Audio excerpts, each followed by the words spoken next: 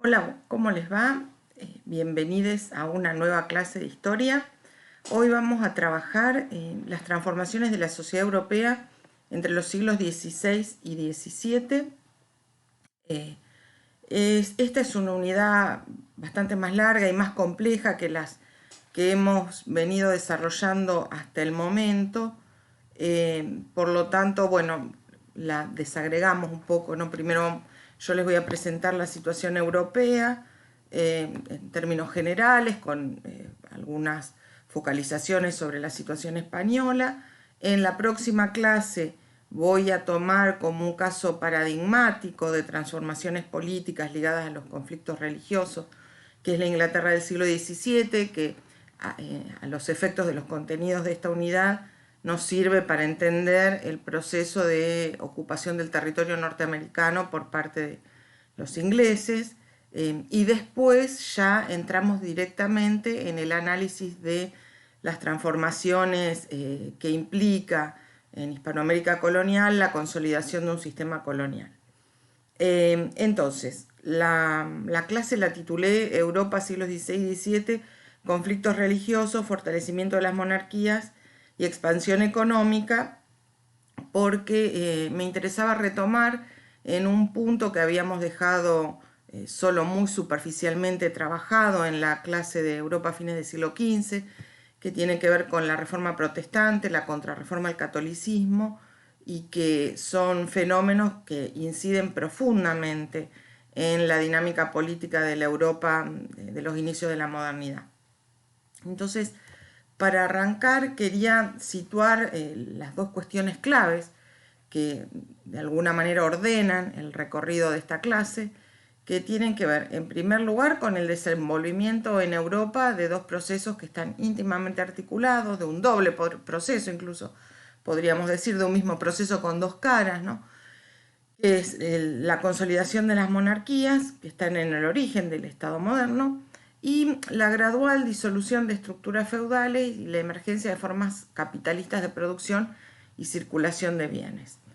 Y la segunda cuestión que empezaremos a ver en esta clase, pero que después continuará Marina dos clases más adelante, tiene que ver con cómo se incorpora América a ese doble proceso.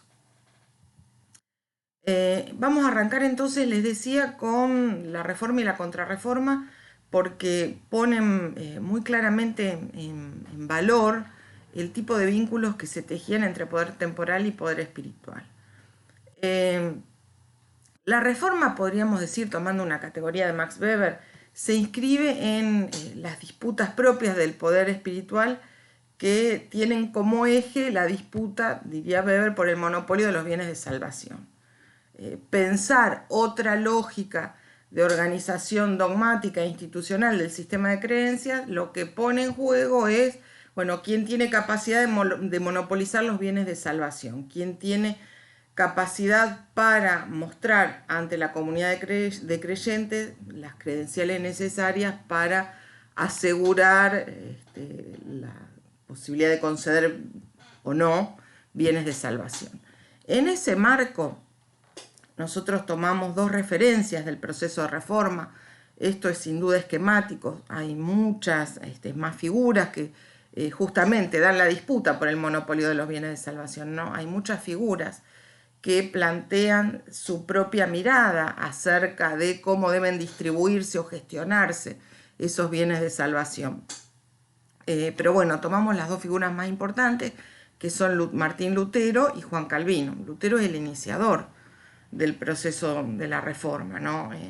Es el que planta por primera vez, pega por primera vez 95 tesis en la iglesia de Wittenberg, cuestionando el funcionamiento tanto institucional como, diríamos, dogmático de la religión católica, ¿no? Cuestiona algunos de los núcleos centrales del sistema de creencias que propone el catolicismo, plantea la ruptura con el Papa, con Roma, ¿no? Incluso se vale de un vocabulario político, diría Sheldon Walling, para plantear la relación que ha tenido el papado con la comunidad de fieles, utilizando el concepto de tiranía de la fe. Digamos, lo que ejerce el papado es una forma de tiranía sobre la fe de los creyentes. Esa ruptura se da en 1519, 2 años después, y en 1520 escribe 3 manifiestos, político, dogmático y ético, en los cuales, por un lado, invita, en el manifiesto político, invita a los príncipes alemanes a, digamos, romper con el papado. En el manifiesto dogmático cuestiona el monopolio, digamos, del papado o de la estructura institucional del catolicismo a los efectos de interpretar la doctrina, y en términos éticos plantea que es el individuo en su relación singular con la divinidad el que se hace responsable respecto de sus actos.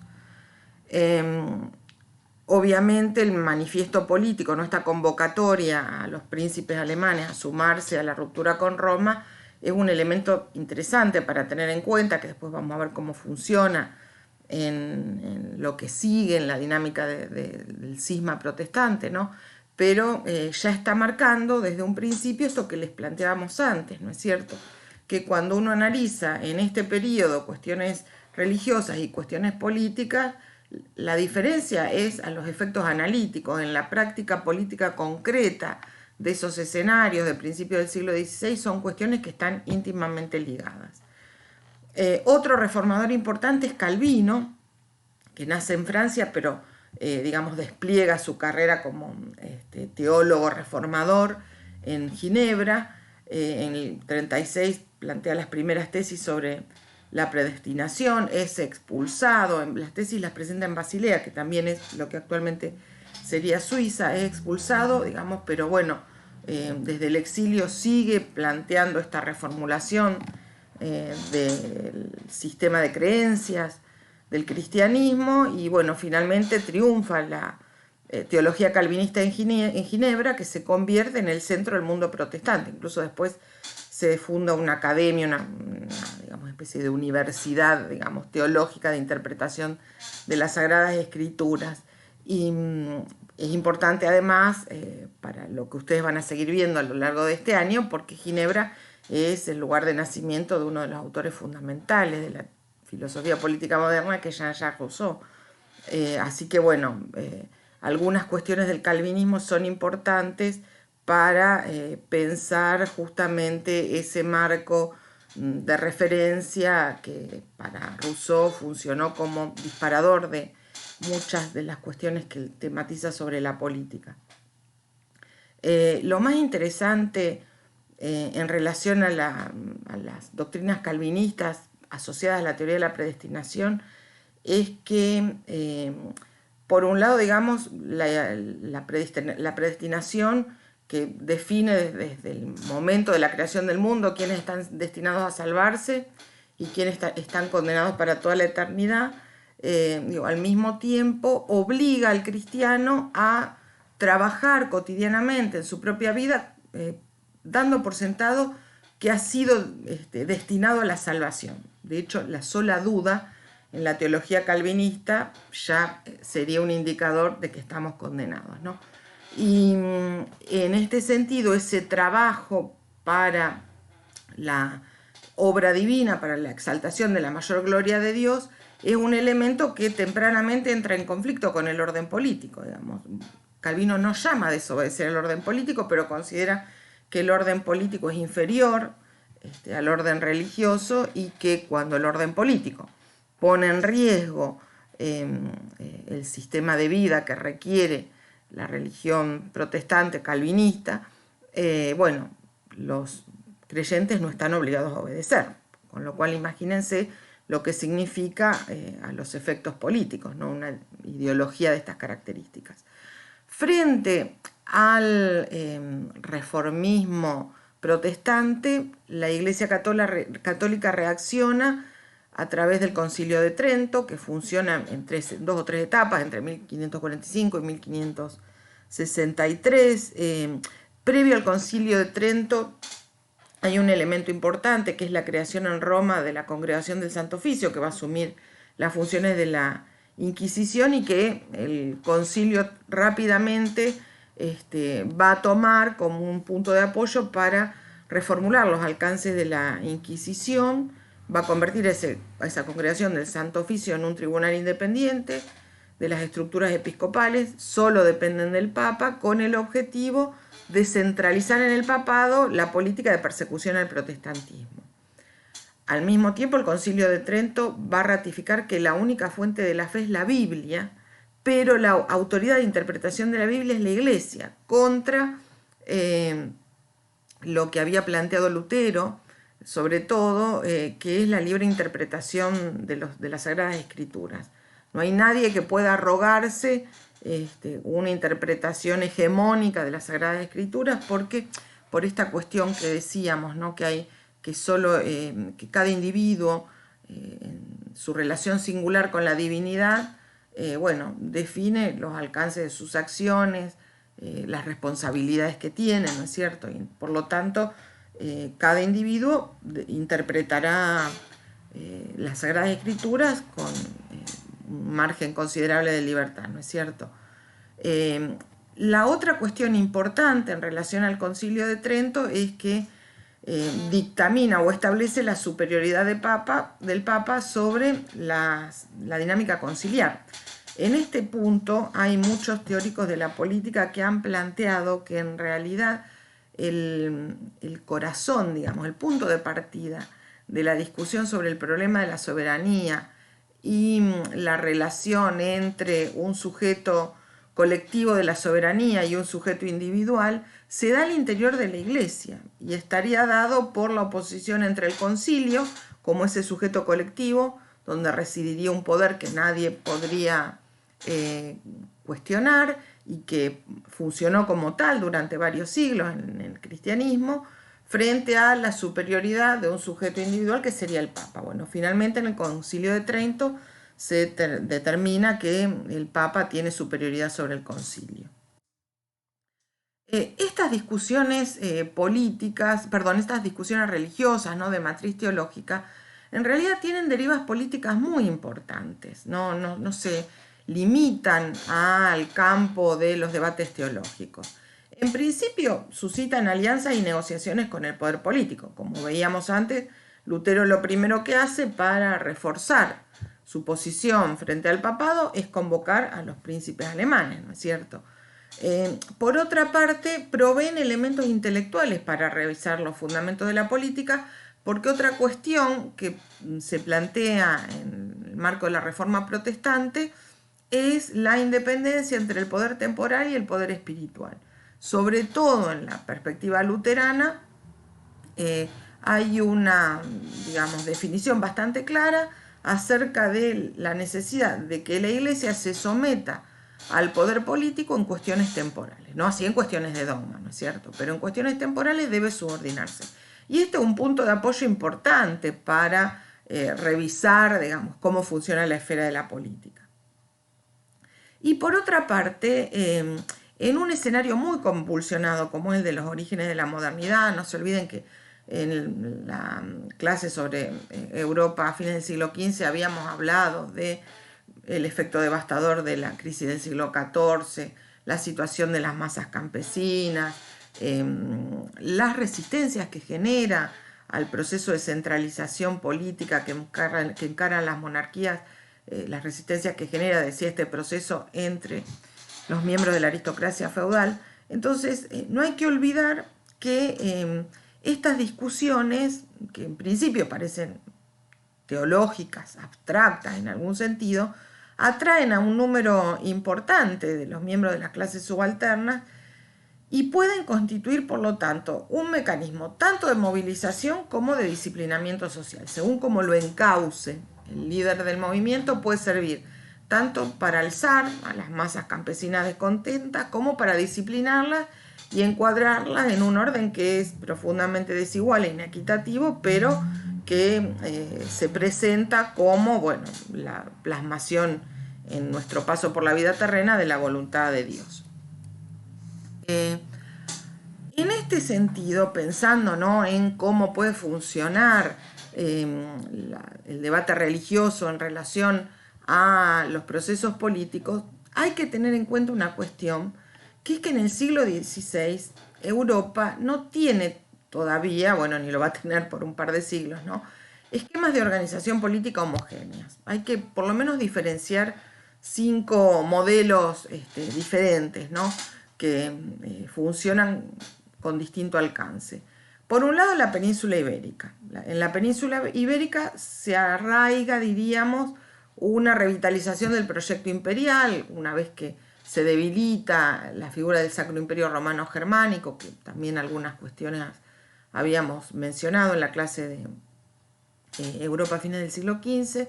Bueno, en la península ibérica, sobre todo cuando hereda la corona Carlos V de Alemania y primero de España, que hereda por parte de su abuelo paterno los territorios austríacos del sur de Alemania, por parte de su abuelo materno, que es Fernando de Aragón, Aragón, Nápoles, etcétera, por parte de su madre, la herencia castellana, ¿no es cierto? Bueno, a partir de Carlos V se revitaliza el proyecto imperial, sobre todo bajo el modelo de un imperio cristiano. Y esto tiene que ver con el modo en que juegan las monarquías en relación a las discusiones religiosas. La expansión de un imperio cristiano, del cual nosotros ya empezamos a ver algo en relación a América, ¿no? Porque bueno, lo que legitimaba la conquista era el compromiso con la evangelización de las poblaciones indígenas. En el mundo europeo funciona a través de mecanismos muy móviles, de alianzas bastante inestables a lo largo del tiempo, con los distintos grupos de creencias que podrían apoyar este proyecto, ¿no es cierto? Fundamentalmente va a implicar alianzas diversas con los defensores del catolicismo para sostener la idea de una misión de carácter universal de expansión de la fe católica.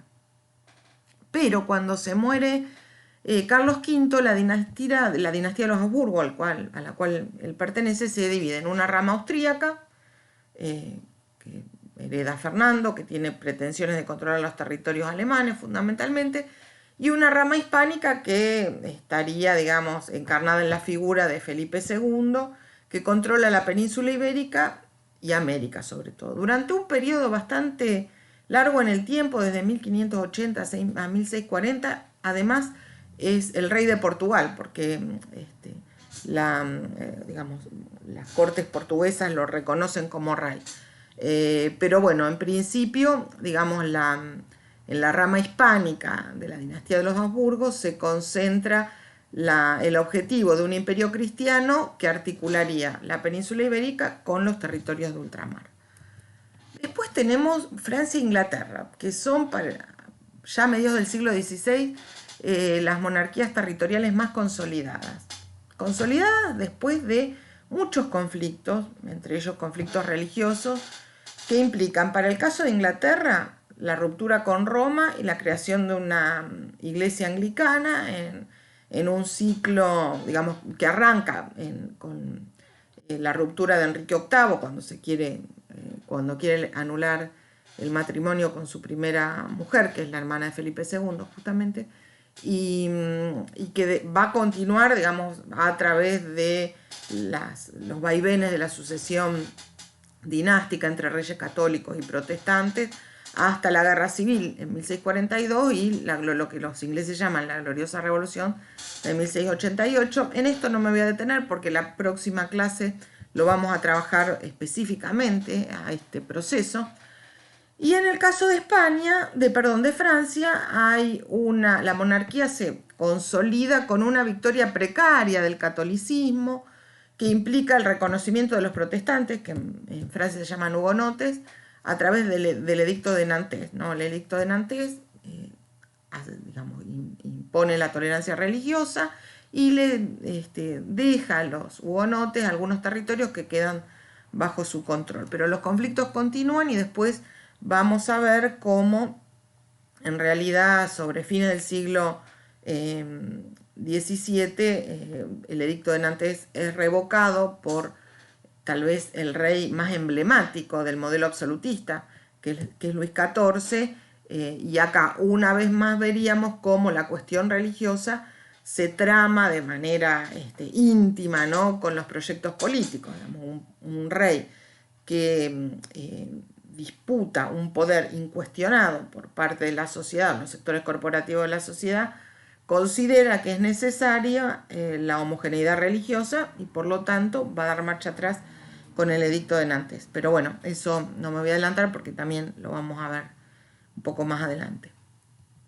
Después tenemos los territorios alemanes, que están formados por principados y esos príncipes electores, digamos, eligen justamente un emperador. Un sistema de príncipes electores que, bueno, que comparten con esta figura de un emperador hereditario, que no, en realidad de emperador conserva solo el nombre, no tendría, digamos, el estatuto de emperador que reclamaron ni Carlomagno, ni Otón cuando se forma el Sacro Imperio Romano Germánico, ni Carlos V, ¿no es cierto? Pero bueno, estos príncipes electores eligen un emperador, comparten atribuciones fiscales, políticas, militares, pero a distinta escala con el emperador, pero lo llamativo para muchos historiadores es que en realidad, digamos, en esta mecánica, los que se van a consolidar como estructuras políticas territoriales son los principados. Serían los principados los que van a adquirir rasgos similares a las monarquías territoriales y la figura del emperador es como que se va deshilachando. Después tenemos Europa del Este, Polonia, Rusia, tampoco lo vamos a ver mucho, monarquías que están sostenidas en la estructura estamental de la sociedad, incluso en Polonia también el rey tiene un carácter electivo. También podríamos incluir en la zona báltica, Suecia, pero bueno, para no complicar, porque en realidad para lo que nosotros vamos a trabajar en la materia alcanza a contener estas referencias, ¿no? Francia, Inglaterra, España, algo de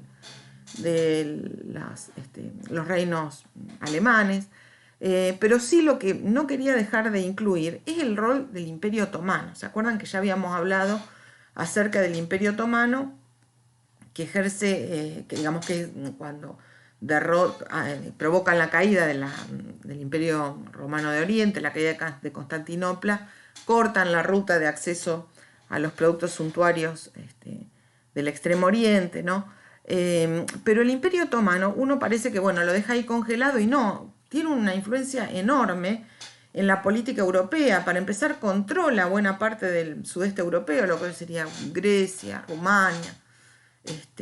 Y por otra parte, es un actor que se involucra en las alianzas de la política europea, es un actor al cual las monarquías europeas le prestan mucha atención, negocian con él, o sea que también es una entidad política que debería ser tenida en cuenta, bueno, que nosotros vamos a hacer referencias tal vez muy periféricas, pero no quería dejar de señalar el peso que tiene el Imperio Otomano en el escenario político europeo.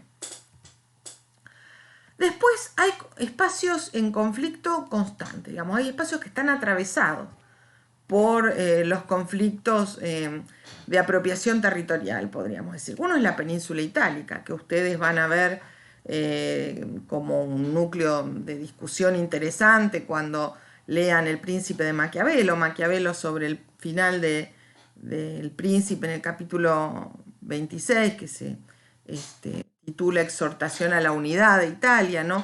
Habla de la devastación que ha sufrido Italia, dice que la Lombardía, digamos, ha sido reclamada por Francia, Nápoles por España, bueno, que el norte el milanesado, digamos, formó parte de la apuesta de la monarquía francesa, el norte del Imperio Germánico, ¿no es cierto?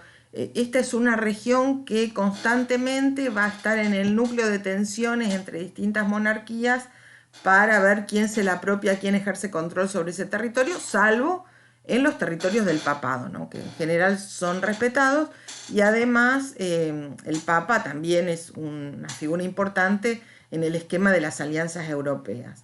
Después un territorio que se llama Borgoña, que después tengo un mapa, se los voy a señalar, que estaría en el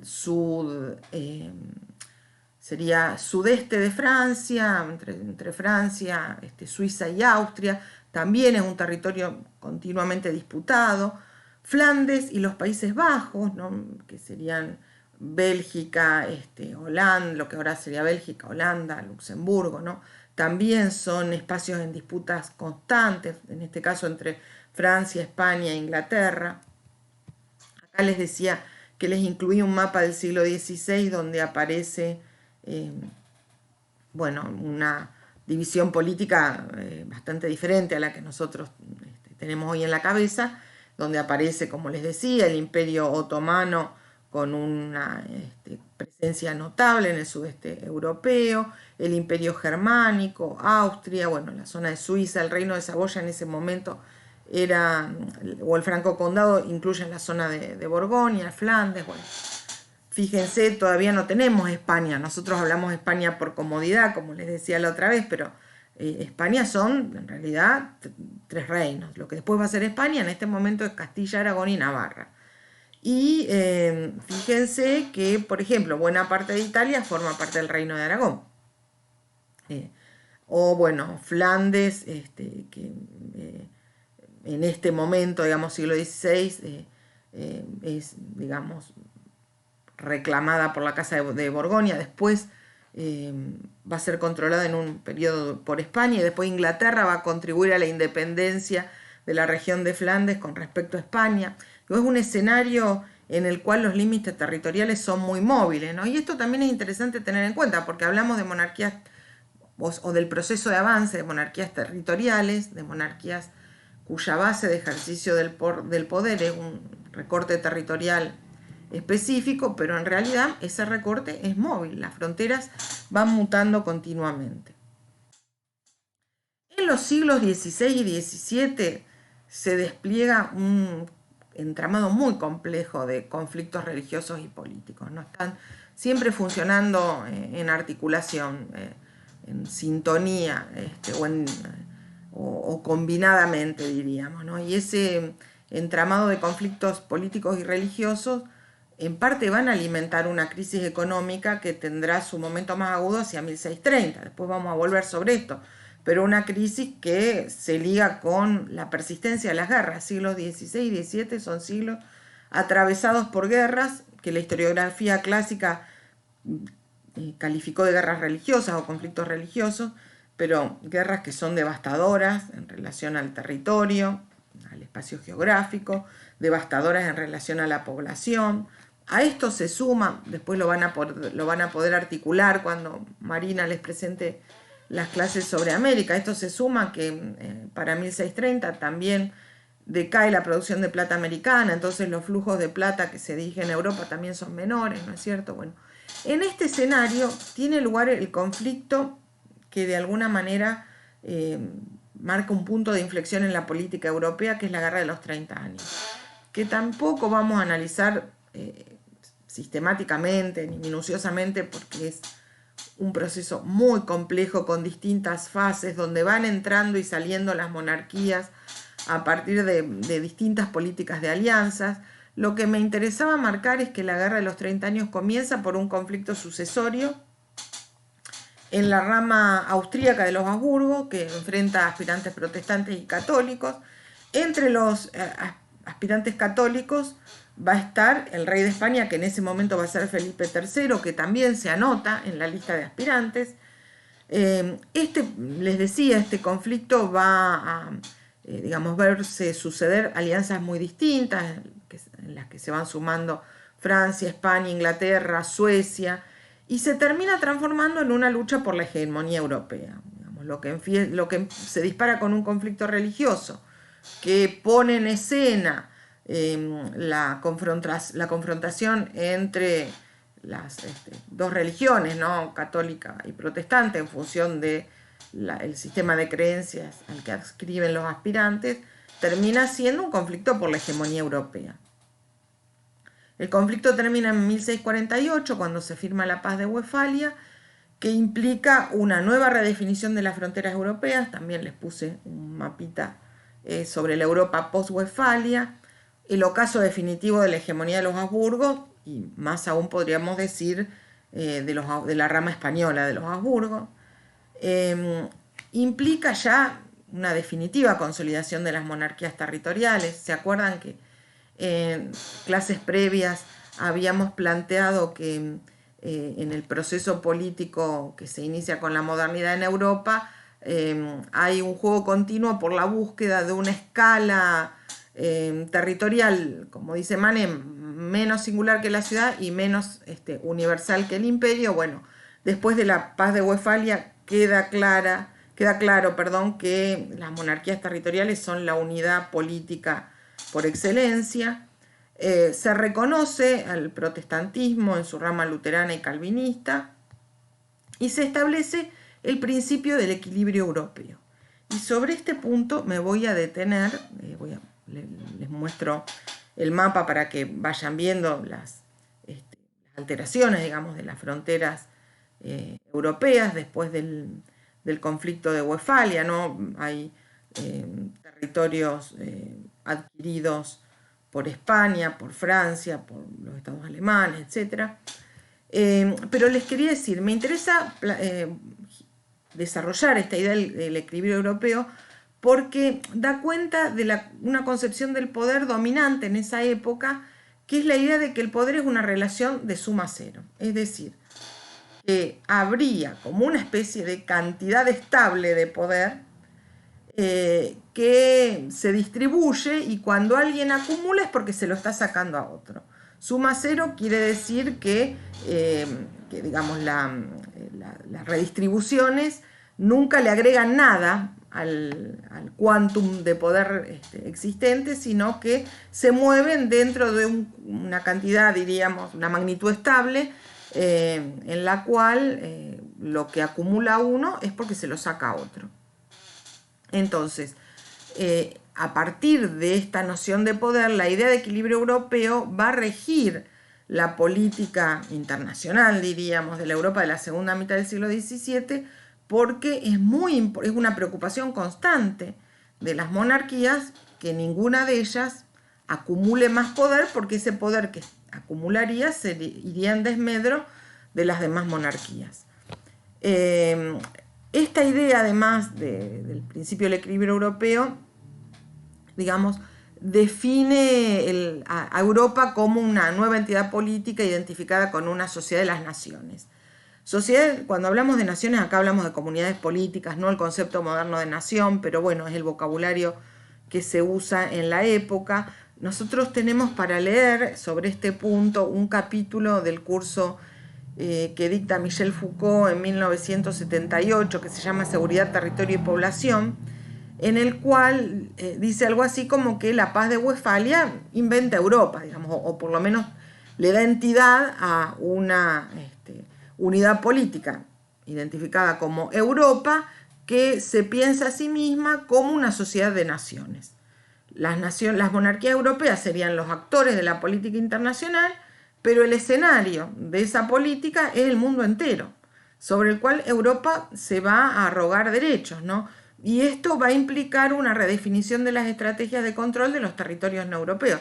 Incluso, eso lo vamos a ver también en la próxima clase y en las clases que dé Marina, la cuestión de la ocupación por parte de otras potencias en los territorios americanos ve un impulso notable, ¿no? Después de la guerra de los 30 años, no solo América, se empieza a explorar las islas del Océano Índico, bueno, en el siglo XVIII se descubre Oceanía, o sea que, digamos, hay una idea acerca de que si es necesario preservar la paz entre las monarquías europeas, porque bueno, si no se rompería el principio del equilibrio, si alguna de ellas acumulara más poder en el escenario, digamos, de esa Europa concebida como sociedad de las naciones, lo que va a implicar es que, diríamos, se desplace territorialmente el conflicto.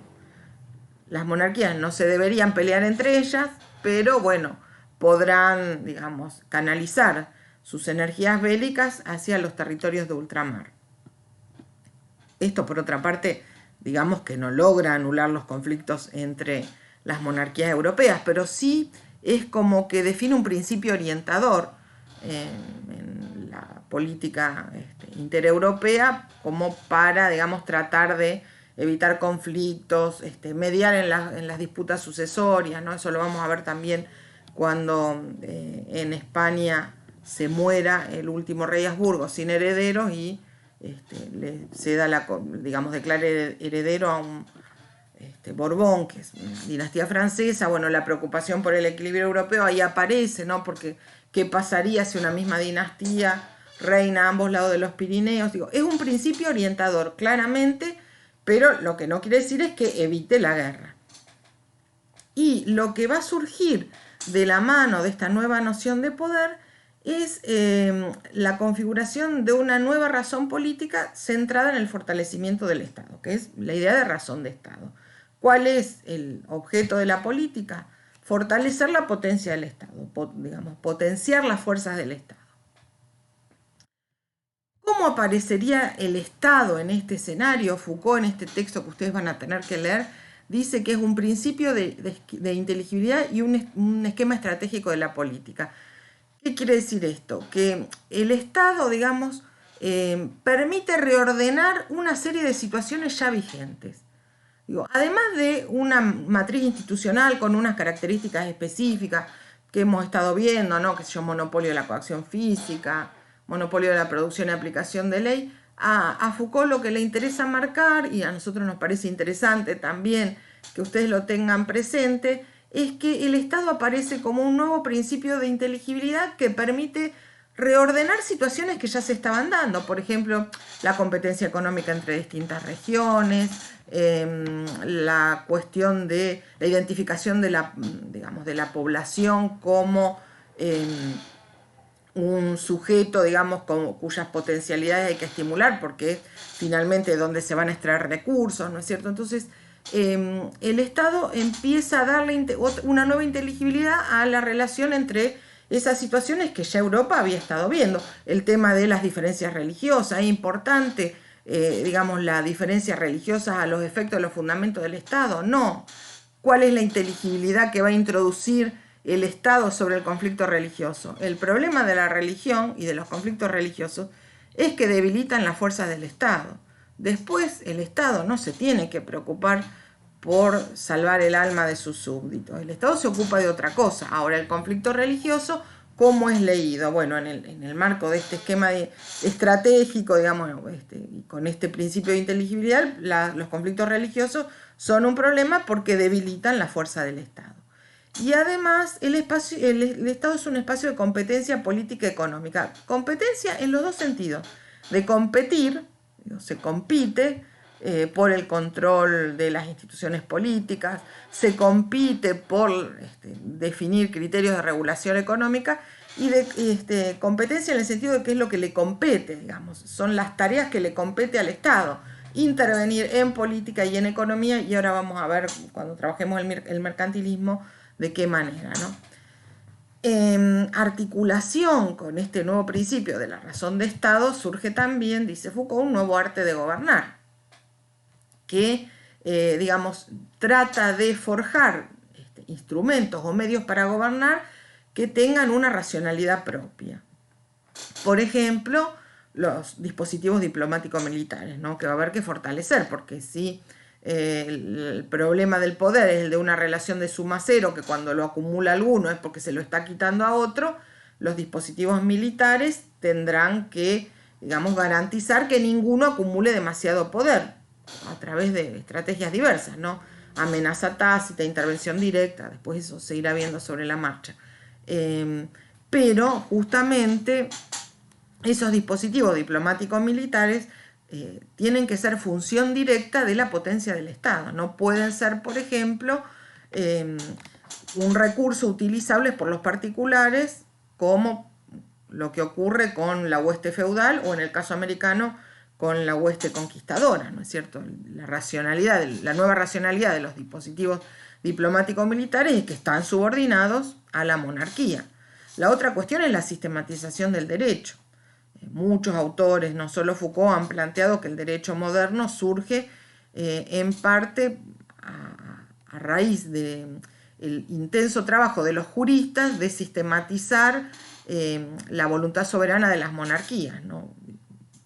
Para instrumentar el principio de que la voluntad del rey es ley hizo falta todo un trabajo de sistematización del derecho que sostuviera esta estrategia, ¿no? Y después, fronteras adentro, Foucault va a trabajar lo que él llama la policía, que no tiene nada que ver con lo que nosotros hoy entendemos por policía. Policía viene de polis y la idea de la policía del siglo XVII es garantizar los mecanismos que permitan una vida armoniosa y ordenada al interior de la polis, digamos, de la comunidad política. Y básicamente las unidades territoriales sobre las que se aplica la policía son las ciudades, ¿no? Y en todo caso, en el marco de las monarquías territoriales, la suma de las ciudades define, digamos, las posibilidades de intervención de la policía como tecnología de gobierno. Y en policía Foucault incluye de todo, incluye desde los ordenamientos urbanos, abrir más calles, distribuir a la población. Policía incluye también, por ejemplo, el aprovisionamiento de agua, porque una ciudad que no se pueda proveer de agua digamos, puede ser víctima fácil de las epidemias. Lo mismo con el tema de la distribución del espacio. Hay una creencia en la época que, digamos, que si se abren más calles y corre más el viento, bueno, el viento se lleva los virus y, bueno, por lo tanto la vida en la polis va a ser más ordenada y armoniosa. Desde estas cuestiones que tienen que ver con la intervención en el espacio físico de estas unidades políticas, básicamente las ciudades, hasta cuestiones morales, ¿no? Por ejemplo, ordenanzas para evitar la vagancia, para que la gente deambule sin hacer nada, ¿no? Nosotros, en realidad, el capítulo que vamos a leer tiene que ver con los dispositivos diplomáticos militares porque nos interesan a los efectos de analizar cómo se consolida la estructura defensiva, digamos, de la monarquía territorial. En el plano económico, esta nueva concepción del poder y la política toma la forma de las doctrinas mercantilistas, ¿no? ¿Cómo define Max Weber al mercantilismo? Max Weber dice que el mercantilismo es el traspaso de las utilidades de la empresa capitalista al Estado.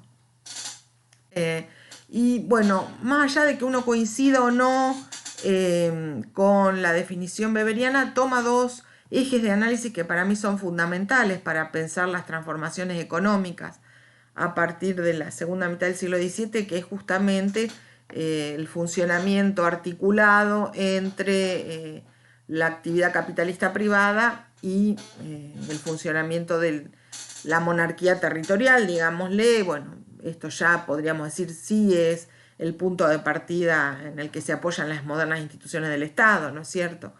Pero bueno, la idea es que el mercantilismo va a, digamos, en esta lógica de potenciar la fuerza del Estado, va a articular las posibilidades de traspaso de los beneficios de la empresa capitalista al Estado. En este marco, los metales preciosos no es que dejan de ser importantes, son importantes, pero para medir los beneficios de la balanza de intercambio entre las naciones. Cuando las naciones comercian, el saldo que tienen a favor, ¿cómo lo quieren materializar? En metales preciosos. Sin embargo, el mercantilismo tempranamente, a mediados del siglo XVII, empieza a abrir el juego económico al intercambio de un rango de productos que no está limitado a los metales preciosos. Y en este sentido, ahí vamos a ver un primer punto, diríamos, de diferencia, algunos lo han llamado directamente atraso, de las políticas españolas en relación a la organización económica, ¿no? España sigue obsesionada con la producción de metales preciosos y no abre el juego económico a otras formas de intercambio. Por lo menos este es el diagnóstico que han hecho historiadores y además los contemporáneos de este proceso. Eso también lo vamos a ver más adelante. En relación a esto, ¿no?, de abrir el juego de los intercambios económicos a un rango de productos mucho más amplio, la cuestión de la conquista de América es central. ¿Se acuerdan que hemos ya planteado varias veces que, por un lado, digamos, la conquista está financiada por el capital comercial, que por lo tanto condiciona la empresa colonial porque quiere obtener beneficios, Pero además, digamos, es un primer punto, un disparador para pensar que la actividad mercantil puede ser algo más que esto de comprar bienes suntuarios en el Extremo Oriente para vendérselos a la reducida élite, digamos, aristocrática de Europa, ¿no? ¿Cuántos pueden consumir oro, sedas, especias preciosas también, digamos? No son muchos los que incluyen este tipo de productos en su vida cotidiana. Por lo tanto, el establecimiento de sociedades que pretenden autorreproducirse a lo largo del tiempo en América, de las sociedades coloniales, es un primer estímulo para que el capital comercial se desplace de ese comercio de bienes suntuarios a un tipo de intercambio mucho más amplio que tiende a abastecer de bienes de uso cotidiano a los nuevos mercados, ¿no? ¿Se acuerdan que en la última clase también yo había dejado planteada como pregunta cómo pasamos de un capital comercial que funciona con la lógica del capitalismo aventurero a un capital comercial que se empieza a involucrar en procesos de transformación estructurales de la economía del siglo XVI que, bueno, van a formar parte, diría Marx, de la biografía del capitalismo moderno, ¿no? Y por otra parte también la expansión de los centros urbanos en Europa potencia la expansión de los mercados. En este punto después les incluí una curva de población porque en realidad el crecimiento de la población y de los centros urbanos en Europa es muy desigual. Si uno toma en términos generales la curva, lo que ve es que efectivamente pasamos de 85 millones más o menos en 1500 a 120 millones en 1700. En 200 años crece 35 millones, digamos, casi el 50%. Bueno, menos, soy mala sacando cuentas, digamos el 40%. Pero no es igual. Por ejemplo, España entre 1590 y 1630 ve reducida su población en un 25%. Y la expansión de las ciudades se da sobre todo en Europa del Norte, mientras que las ciudades italianas empiezan a decaer. Entonces, hay una expansión de los centros urbanos, hay un crecimiento de la población, pero es desigual. Igual es cierto que esta expansión urbana, este crecimiento demográfico, es un estímulo para el capital mercantil y para, digamos, la consolidación de una economía mercantil que, digamos, haría que cada vez mayor cantidad de productos pasen por el mercado para llegar a los consumidores. Y la otra cuestión que es interesante analizar en este proceso es, bueno, esto que decíamos antes, ¿no? La transición de un objetivo exclusivo que consistía en comprar barato y vender caro, sin importar cómo se producía eso que se compraba y se vendía, a invertir en los procesos productivos, ¿no? Para que garanticen la provisión a escala ampliada de esos bienes comercializables. Y esto va a llevar obviamente a nuevas formas de relaciones laborales, nuevas formas de contratación, incorporación de nuevas tecnologías productivas, ¿no es cierto? Que son todos elementos que están en la base de la expansión capitalista. Acá está esta curva de la población europea que les decía, que es una curva general, que no contempla las especificidades regionales, pero bueno, que sirve como indicador para analizar de qué manera la expansión demográfica puede haber estimulado el crecimiento de la economía mercantil. Todo este proceso abonó la consolidación de las monarquías absolutas o administrativas, le llama Foucault, que me parece también una categoría muy interesante porque permite entender mucho mejor el legado, digamos, que representan estas reformulaciones en el sistema político para los estados modernos, ¿no? Y posrevolucionarios. Algunos historiadores se preguntaban algunas veces, bueno, ¿cómo puede ser que las mismas estructuras que sirvieron de base a una monarquía absoluta le sirvan a un gobierno revolucionario? Bueno, porque en realidad a lo mejor lo que hay que destacar de esas monarquías es la reconfiguración de las estructuras administrativas para pensar la posibilidad de proyectarse más allá de las monarquías absolutas. En cambio, si nosotros ponemos el ojo en el carácter absoluto del poder del rey, por ahí perdemos de vista cómo ese poder absoluto se apoyaba en una estructura administrativa cada vez más racionalizada, podríamos decir, ¿no? Y ese proceso dio impulso a las transformaciones económicas ligadas a dos objetivos fundamentales de esas monarquías, ¿no? Que de alguna manera definen el modo en que van a intervenir las políticas mercantilistas en las actividades económicas. ¿Qué es lo que persiguen esas monarquías? Por un lado, persiguen expandir los alcances de la fiscalidad, aumentando los ingresos a través de los impuestos, ¿no? Pero para lograr esto, tienen que, además, promover el crecimiento de la capacidad tributaria de la población, porque para poder cobrar más impuestos hay que tener una población en mejores condiciones de pagar impuestos, ¿no? Y para esto hay que estimular las transformaciones económicas que puedan ser beneficiosas en ese sentido, ¿no? De aumentar la capacidad tributaria de la población. Esas son dos cuestiones que marca Max Weber en la selección de textos que nosotros les proponemos leer en esta unidad, que me parece que también son ejes de análisis interesantes para aplicar al caso español, porque uno podría decir que España está mucho más enfocada al aumento de los ingresos fiscales que al estímulo a la capacidad tributaria de la población, ¿no? Y en este sentido, uno podría explicar esto que decíamos, la obsesión por la economía metalífera, ¿no? Que los metales preciosos nunca pierden centralidad, sobre todo la plata, y bueno, en algún punto eso, digamos, hace que la economía española, peninsular y americana no avance en un sentido de sobredependencia del excedente que puedan aportar los metales preciosos que, digamos, cuando hacen visible momentos de crisis, arrastran al conjunto de la economía. En este sentido, ese proceso de centralización de las monarquías, ¿no? Que tiene una agenda, podríamos decir, política, con esta nueva razón de Estado, una nueva tecnología gubernamental, un principio de inteligibilidad para releer la situación europea a través de la necesidad de potenciar la fuerza del Estado, y que en el plano económico fue acompañado en general de políticas mercantilistas, fue un proceso muy complejo que tuvo muchas resistencias.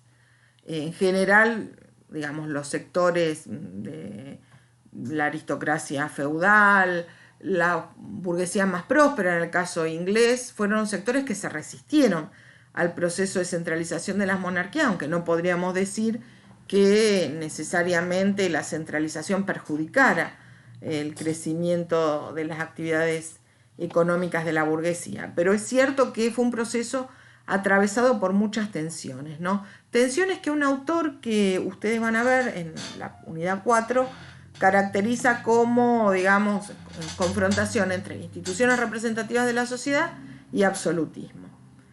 En el caso inglés, que es el que vamos a ver la próxima clase, se produce una victoria de las instituciones representativas de la sociedad, porque en el ciclo, digamos, que va desde la ruptura con Roma, que, digamos, en el punto de partida tiene una monarquía absoluta, digamos, que ha concentrado poder bastante antes que el resto de Europa, ¿no? Salvo España, Enrique VIII. Digo, desde Enrique VIII hasta la Guerra Civil de 1642, lo que vamos viendo es un despliegue de la tensión entre la vocación absolutista de la monarquía y las resistencias de las instituciones representativas, parlamentos, cámaras, etcétera, consejos locales, ¿no? Que va a conducir primero una guerra civil, 1642, 1649, a la deposición del rey, que además es ajusticiado, le cortan la cabeza. Inglaterra durante 11 años va a ser una república, y en 1660 se restaura una monarquía que también tiene pretensiones absolutas, pero que va a conducir en 1688 a la definitiva, digamos, instalación de una monarquía parlamentaria que daría cuenta de la victoria de las instituciones representativas de la sociedad. En el caso francés, al revés, se da la victoria del absolutismo, sobre todo con Luis XIV, ¿no? Que disciplina la nobleza, se lleva a vivir a Versalles a las figuras más notables de la nobleza regional y a su vez envía autoridades políticas con control directo a escala regional, como son los intendentes, que es una figura que después vamos a ver que se traslada a América, y bueno, con esa estrategia, digamos, consolida el absolutismo. Pero lo que pasa en España, que también un poco permite explicar, ¿no?, la dinámica tanto del proceso económico como el político, es una situación, dice Guerra, de empate entre una monarquía que había empezado tempranamente el proceso de concentración del poder, como vimos, ¿no?, con la unión dinástica de Aragón y Castilla, que habría que ver cómo impacta el proyecto imperial en esa dinámica de concentración del poder, si facilita la concentración del poder o al revés, ¿no? Implica que el proyecto imperial hace que se descuide la base territorial de la monarquía. Esa es una cosa que podemos seguir discutiendo. Y finalmente, podríamos decir, tras la paz de Westfalia, que habíamos visto que es la derrota definitiva de la hegemonía de los Habsburgo, realmente, digamos, la monarquía se ve bastante cercada por el peso de las instituciones representativas de la sociedad, que son sobre todo instituciones corporativas que reclaman privilegios frente al poder de la monarquía. Para cerrar, entonces, ¿cómo podríamos caracterizar la sociedad europea del siglo XVII? Es una sociedad moderna, ya tenemos una sociedad, digamos, dinámica, sin jerarquías, sin privilegios. No, la sociedad europea sigue siendo una sociedad estamental con privilegios corporativos. Y en este sentido hay que tener en cuenta que la persistencia de esta estructura estamental no impidió en muchos lugares el avance de las transformaciones económicas. Ahora, en una región particular de Europa, que es Europa noroccidental, se, digamos, conjugaron una serie de elementos que permitieron, digamos, un despegue mucho más veloz hacia el capitalismo. Y esos elementos son la expansión urbana, por un lado, como veíamos antes, el desarrollo del comercio y las manufacturas, el hecho de que las monarquías pudieron subordinar a esa estructura estamental a la dinámica de las instituciones del poder político. Y después hay una cuestión que ha sido muy trabajada, que la dejamos planteada, con esto vamos a cerrar, que es la relación entre protestantismo y capitalismo, que me interesaba hacer alguna referencia porque también ustedes después en el segundo cuatrimestre van a tener una teoría sociológica que les va a proponer como lectura algunos textos weberianos que son fundamentales para este tema. Y bueno, lo que en general podemos decir no es que, digamos, no es una relación de condicionamiento directo, pero sí probablemente las prácticas ascéticas que estimulan el protestantismo, ¿no?, como una forma que tienen que desarrollar los sujetos para autodescifrarse a sí mismos, para explorar en el interior de sí mismos si las acciones, sus propias acciones se ajustan al plan divino de salvación, a la contribución a la mayor gloria de Dios. Bueno, estas prácticas ascéticas dieron lugar, esto lo plantearía Weber, ¿no?, a una lógica de racionalización que interpretó el éxito económico como una señal de la salvación de las almas, ¿no?, como una señal de la predestinación a la salvación, y por lo tanto fortaleció las actividades lucrativas. En este punto me parecía interesante cerrar con el tema con el que empezamos, que tenía que ver con la reforma, para en algún sentido ver cómo también la cuestión del cisma protestante, las disidencias religiosas y el intenso debate intelectual que se da a propósito de las disidencias religiosas puede tener efectos significativos para pensar las formas de disolución de las estructuras feudales y la transición hacia el capitalismo. Bueno, nos vemos la próxima y bueno, si pueden, para la próxima tendrían que leer el texto de Van Dulmen sobre la Guerra Civil Inglesa, así por ahí pueden seguir la clase con digamos, más sistemáticamente, no se van a perder tanto en lo que van escuchando. Nos vemos la próxima. Abrazo grande.